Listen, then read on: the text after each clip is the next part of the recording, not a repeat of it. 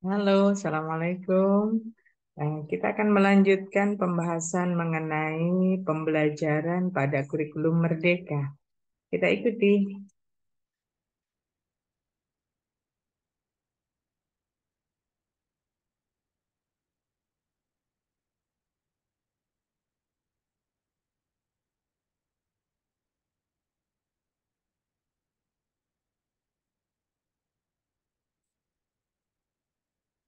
Assalamualaikum warahmatullahi wabarakatuh. Sobat pelatihan yang berbahagia, kita bertemu lagi pada sesi kali ini sebagai kelanjutan dari video sebelumnya. Pada video sebelumnya, kita sudah membahas mengenai konsep, prinsip, dan karakteristik kurikulum Merdeka. Pada kesempatan kali ini, kita akan membahas mengenai analisis CP, perumusan TP, dan penyusunan ATP. Sobat pelatihan yang berbahagia, sudah saya sampaikan pada video sebelumnya bahwa ketika guru akan melaksanakan pembelajaran, yang disiapkan oleh pemerintah adalah capaian pembelajaran. Untuk itu, pada kesempatan kali ini kita akan melihat lebih lanjut seperti apa konsep dari capaian pembelajaran itu sendiri. Capaian pembelajaran atau yang biasa disingkat dengan CP sesungguhnya adalah himpunan dari kompetensi pembelajaran. Bisa kita lihat di sini bahwa CP sesungguhnya adalah himpunan dari kompetensi pembelajaran. Sehingga ketika guru melaksanakan pembelajaran, orientasi yang dituju sesungguhnya adalah memfasilitasi peserta didik agar kompetensi yang ada di dalam konten CP bisa dicapai. Pada kurikulum Merdeka, Sobat Pelatihan untuk melaksanakan pembelajaran bagi guru, bahan bekal yang disiapkan oleh pemerintah adalah berupa CP. CP ini berisi himpunan kompetensi pembelajaran tentu saja. Kompetensi pembelajaran ini tidak ada pengelompokan secara khusus. Jadi dia menghimpun semuanya, berbeda dengan kurikulum 2013. Pada kurikulum 2013, guru untuk melaksanakan pembelajaran diberikan bekal berupa sejumlah KD atau kompetensi dasar. Di sana ada pengelompokan, ada KD dalam lingkup sikap, jadi kompetensi dasar pada lingkup sikap sosial maupun sikap spiritual. Kemudian ada KD pada lingkup pengetahuan, dan satu lagi ada KD pada lingkup keterampilan. Berbeda halnya dengan CP atau capaian pembelajaran. CP menghimpun semua kompetensi tadi. Jadi kalau KD itu sudah terpilah ada 4 tadi ya, ada KD sikap spiritual maupun sikap sosial dan pengetahuan serta keterampilan, maka CP ini memuat semuanya. CP memuat semuanya. Ada muatan kompetensi dalam CP pada lingkup pengetahuan, bisa juga dalam lingkup kompetensi keterampilan, dan satu lagi nanti ada kompetensi pada lingkup sikap. Semuanya ini terhimpun dalam satu CP. Sehingga ini menjadi perbedaan yang cukup mendasar antara CP dengan KD. Yang pertama. Yang kedua, bahwa CP di sini dikatakan berlaku untuk lingkup fase.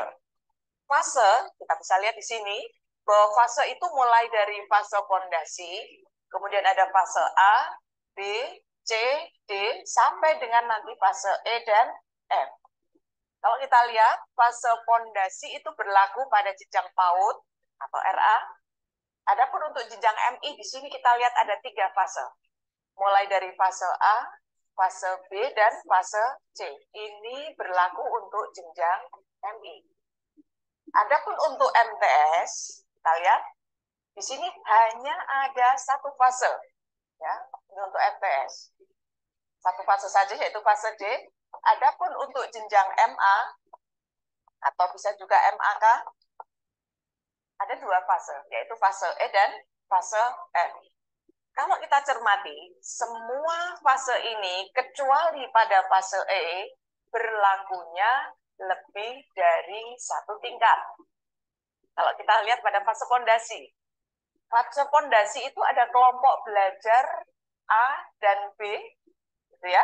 Kemudian pada fase A kita lihat ya, ada MI untuk kelas 1 dan 2, sedangkan pada fase B itu kelas 3, 4, dan pada fase C di jenjang MI dia berlaku untuk kelas 5 dan 6. Satu-satunya fase yang berlaku sekaligus untuk 3 tingkat atau satu jenjang hanya ada di fase D, yaitu berlaku untuk kelas 7, 8, dan 9. Kemudian satu-satunya fase yang hanya berlaku untuk satu tingkat, yaitu kelas 10 saja, hanya ada fase E. Dan yang terakhir adalah fase F. Ketika kita cermati pada kurikulum 2013, sobat pelatihan pasti akan menemukan bahwa sekalipun mapelnya sama, KD pada masing-masing kelas tadi kita pastikan berbeda. Nah, ternyata pola itu tidak kita temukan pada kurikulum Merdeka. Di kurikulum Merdeka, capaian pembelajaran berlaku satu fase. Dari sini kita menjadi tahu, sebagai contoh, misalnya fase A, nanti ada mata pelajaran, misalnya IPAS. Sobat pelatihan, sekarang tidak ada pelajaran IPA atau IPS, tapi dilebur menjadi satu, diintegrasikan, yaitu menjadi IPAS, ilmu pengetahuan alam dan sosial. Ketika nanti ada IPAS, nah IPAS itu belum berlaku di sini ya, misalnya kita lihat di sini, IPAS pada fase C. Ketika kita lihat fase C itu kelas 5 dan 6, maka nanti artinya CP IPAS untuk kelas 5-6 itu dipakai bersama. Sehingga nanti pembelajaran baik kelas 5 maupun kelas 6, CP yang dijadikan acuan pembelajaran yang akan dituju itu sama. Ini tentu berbeda dengan kurikulum 2013. Yang tadi sudah kita ketahui bahwa ketika kelasnya berbeda, sekalipun mapelnya sama, KD-nya kita pastikan sama. Berbeda dengan fase, sekalipun kelasnya berbeda, selama fasenya sama, maka nanti CP-nya juga akan sama. Konsep ini yang perlu kita pahami secara baik, sehingga dengan adanya pola semacam ini berimplikasi terhadap adanya kolaborasi. Jadi guru yang ada dalam satu fase dalam memperlakukan capaian pembelajaran untuk nanti berikutnya dikembangkan menjadi sejumlah tujuan pembelajaran atau kita singkat dengan TP, harus ada kolaborasi. Sobat pelatihan, dengan melihat pola ini, maka kita menjadi tahu kolaborasi pada kurikulum Merdeka bagi seorang guru yang berada pada satu fase merupakan sebuah keharusan. Mengingat ketika pada satu fase, seperti contoh fase B, di sini ada kelas 3 dan 4, berlaku satu CP yang sama. Untuk itu, guru kelas 3 dan 4 harus mencermati CP bersama mereka agar nantinya pelaksanaan pembelajaran untuk mencapai CP tersebut dapat dilakukan sinergi dalam memfasilitasi peserta didik. Setelah kita tahu urgensi atau sisi penting dari capaian pembelajaran sebagai landasan atau tujuan dari pelaksanaan pembelajaran, kita perlu mengetahui sebenarnya yang ada di dalam CP itu apa saja unsurnya. Kita bisa lihat di sini bahwa capaian pembelajaran komponennya memuat yang pertama rasional mata pelajaran, kemudian ada tujuan mata pelajaran, kemudian berikutnya karakteristik mata pelajaran, dan yang terakhir adalah capaian pembelajaran itu sendiri. Baik nanti ada capaian fase maupun capaian tiap elemen. Kita lihat yang pertama, sobat pelatihan. Pada setiap dokumen capaian pembelajaran yang tadi sudah saya sampaikan pada video berikut sebelumnya ya, bahwa setiap CP itu punya dokumen berdasarkan mapelnya masing-masing, di mana bisa akses, sudah bisa di-download. Saya berharap Sobat Pelatihan saat ini sudah memiliki setidaknya contoh dari dokumen capaian pembelajaran entah mapel umum ataupun mapel PAI. Nah, pada masing-masing dokumen tersebut dipastikan komponen ini bisa ditemukan.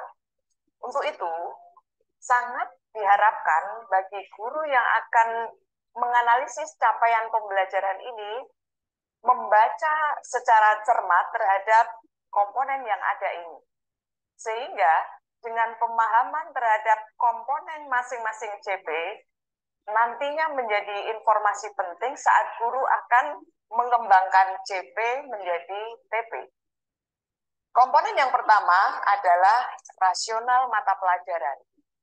Pada bagian ini akan dijelaskan atau dideskripsikan mengapa peserta didik perlu mempelajari mapel tersebut. Arahnya mau dibawa kemana? Mereka harus bisa apa? Termasuk ini, apa dan seperti apa keterkaitan antara mata pelajaran yang ada dalam struktur kurikulum tersebut terhadap pembentukan profil pelajar. Seperti apa relevansinya dan nanti peran guru di bagian mana dan seperti apa perannya. Komponen berikutnya adalah tujuan mata pelajaran. Sangat penting bagi guru mengetahui sesungguhnya mengapa peserta didik itu perlu belajar mapel-mapel itu. Arahnya harus memiliki pengetahuan atau kompetensi apa. Perlu dicek ya. Jadi kemampuan apa, arahnya mau dibawa kemana dalam prinsip tadi. Yang ketiga adalah karakteristik mata pelajaran. Pada kurikulum Merdeka, dengan capaian pembelajaran tadi, di sini ada istilah elemen. Jadi setiap capaian pembelajaran itu kita pastikan pada masing-masing mapel akan ditemukan elemen. Elemen ini antara satu mapel dengan mapel lain, baik jumlah maupun macam elemennya berbeda. Yang membedakan adalah karakteristik masing-masing mapel. Nanti kita akan lihat contoh seperti apa yang dimaksud dengan elemen dan apa saja elemen pada mapel tersebut. Nanti kita lihat. Kemudian berikutnya unsur utamanya adalah CP itu sendiri. CP itu terbagi dua atau dua pola. Yang pertama adalah CP untuk satu fase. Jadi ketika tadi ada fase A, maka nanti capaian fasenya akan berbeda dengan CP umum pada fase B. Jadi ada CP keseluruhan. CP keseluruhan ini atau CP fase ini adalah himpunan seluruh kompetensi dan juga nanti ada lingkup materi yang harus dikuasai siswa ketika dia selesai belajar pada satu fase. Berikutnya adalah CP tiap elemen. Di sini tadi kita melihat bahwa setiap CP pasti punya elemen. Nah, masing-masing elemen ini nanti akan ada rumusan capaian pembelajarannya. Dan CP yang ada pada masing-masing elemen itu merupakan rincian dari CP umum. Ini konsep yang harus juga dipahami ketika sobat pelatihan membaca rumusan CP. Baik. Sobat pelatihan, pada kurikulum Merdeka, khususnya pada mapel PAI dan bahasa Arab, terdapat karakteristik yang perlu dipahami terkait dengan CP mapel-mapel PAI dan bahasa Arab tersebut. Ini sangat berbeda dengan rumusan CP pada mapel umum. Letak bedanya setidaknya 3 ini. Jadi nanti kalau sobat pelatihan membandingkan antara dokumen CP mapel umum dengan dokumen CP mapel PAI dan bahasa Arab, yang pertama adalah selalu melakukan dan memperlihatkan adanya penguatan keterampilan abad 21. Karena kalau kita ingat kembali mengenai prinsip dari pembelajaran di kurikulum Merdeka, Kurikulum Merdeka ingin memberikan bekal kepada peserta didik agar mereka menjadi pembelajar sepanjang hayat dan nantinya mereka bisa memberikan kontribusi pada masyarakatnya. Maka keterampilan abad 21 menjadi sebuah keniscayaan. Seperti keterampilan untuk memiliki cara berpikir kritis, kemudian mereka juga dilatih untuk bisa mengkomunikasikan pemikirannya, gagasannya, dan seterusnya. Kita tandai nanti bahwa keterampilan abad 21 ditumbuh kembangkan dalam rumusan CP, Mapel PAI, dan Bahasa Arab. Yang kedua, bahwa CP Mapel PAI Bahasa Arab juga memuat atau diorientasikan pada konteks bermasyarakat global, berbangsa, dan bernegara.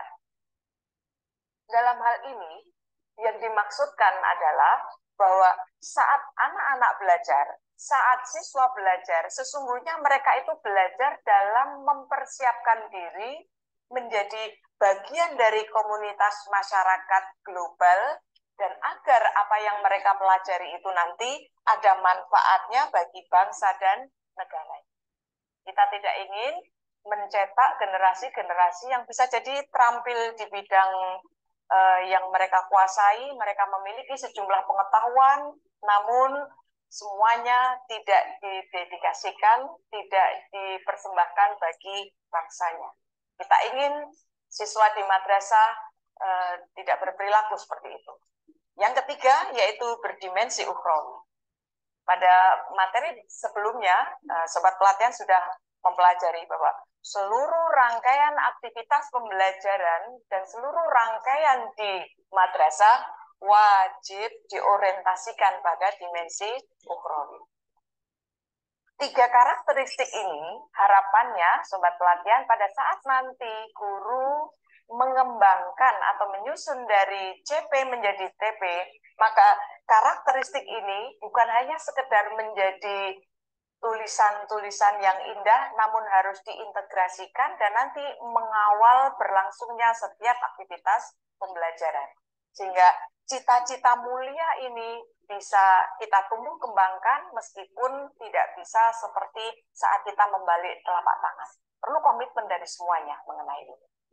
Baik, Sobat Pelatihan, kita lihat ada contoh terkait dengan elemen. Tadi sudah saya sampaikan bahwa setiap mata pelajaran itu memiliki elemen. Contohnya ada di sini. Kita lihat. Pada mata pelajaran matematika, CP-nya itu memiliki sejumlah elemen. Di antaranya, supaya lebih jelas, ada elemen bilangan, ada elemen aljabar, ada elemen pengukuran, ada geometri, analisis data, dan peluang. Contoh saja. Jadi nanti apapun pembelajarannya, kalau itu matematika, CP-nya pasti akan bertemu dengan elemen-elemen. Kemudian contoh lagi, pada CP IPA. Kalau IPA kita pastikan tidak akan ada di jenjang MI. Ya, dia ada di jenjang MTS mulainya. Nah, IPA itu memiliki elemen pemahaman IPA dan keterampilan proses. Sudah berbeda, karena memang antara matematika dengan IPA karakteristik mapelnya berbeda. Satu contoh lagi pada mapel bahasa. Pada mapel bahasa. Bahasa ini nanti bisa berlaku baik bahasa Indonesia, bahasa Arab, bahasa Inggris, karena karakternya sama-sama mapel bahasa, maka nanti Sobat Pelatihan akan menemukan elemen menyimak, membaca, ada yang baru ini, memirsa. Hati-hati. Karena ini ada elemen baru memirsa, saya sangat berharap Sobat Pelatihan nanti mau membaca apa deskripsi dari elemen memirsa itu. Sehingga nanti ketika merumuskan CP menjadi TP, tidak salah arah. Berikutnya ada elemen berbicara, elemen mempresentasikan, dan ada elemen menulis. Jadi ini merupakan satu hal yang baru bagi Sobat Pelatihan yang mungkin mengampu, atau kalau misalnya Sobat Pelatihan adalah para pengawas akan mendampingi guru-guru bahasa yang selama ini akrab bagi mereka pada pembelajaran bahasa, biasanya menyimak, membaca, memirsa. Memirsa ini tidak ada yang lalu, kemudian berbicara dan menulis. Jadi dua elemen barunya adalah memirsa dan mempresentasikan. Pada video berikutnya kita akan membahas secara lebih detail agar hasil bacaan dari sobat pelatihan bisa kita konfirmasi dan mendapat penguatan dari video pembelajaran kali ini. Terima kasih. Assalamualaikum warahmatullahi wabarakatuh.